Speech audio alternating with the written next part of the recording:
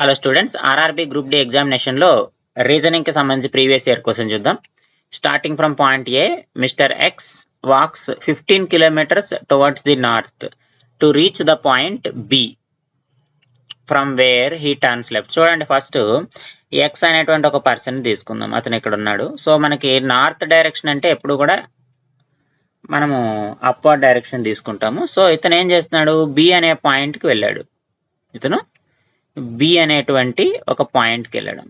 So B అనే పాయింట్కి వెళ్ళాడు. ఎంత దూరం నడిచాడు? 15 kilometers నడిచాడు. So this is 15 kilometers. తర్వాత ఏం చేశాడు? లెఫ్ట్ సైడ్ టర్న్ అయ్యాడు. సో ఇది లెఫ్ట్, ఇది రైట్ అనుకుందాము. సో లెఫ్ట్ సైడ్ టర్న్ అయ్యాడు.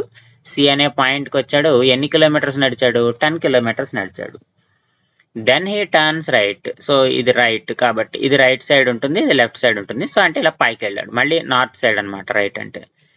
సో నార్త్ సైడ్ వెళ్తే మళ్ళీ ఎన్ని కిలోమీటర్స్ వెళ్ళాడు? మళ్ళీ 10 kilometers వెళ్ళాడు డి అనే పాయింట్ దగ్గర. దాన్ని నెక్స్ట్ ఏం చేశాడు?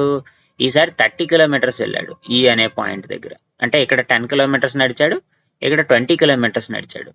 సో మనకి ఫిగర్లో ఇది 10 kilometers అవుతుంది. మనల్ని ఏమడుగుతున్నాడంటే ఏ నుంచి ఈకి గలటువంటి దూరం ఎంత అని అడుగుతున్నాడు. ఏ నుంచి ఈకి గల దూరము. ఇక్కడ మనకు ఒక రైట్ యాంగిల్ ట్రయాంగిల్ ఫార్మ్ అవుతుంది. ఇది 10 + 15. సో టోటల్గా ఇది 25. ఇది హైపోటనైస్ అయిపోయింది కాబట్టి ఏఈ ఈజ్ ఈక్వల్ టు ఎంత అవుతుంది? 25 square + 20 square అవుతుంది.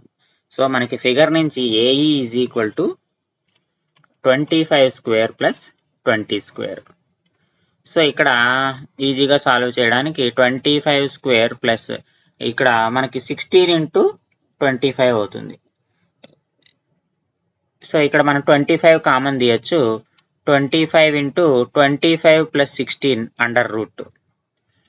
సో 5√41 అవుతుంది. 5√41 kilometers అవుతుంది. 5√41 means option C. So option C is the correct answer.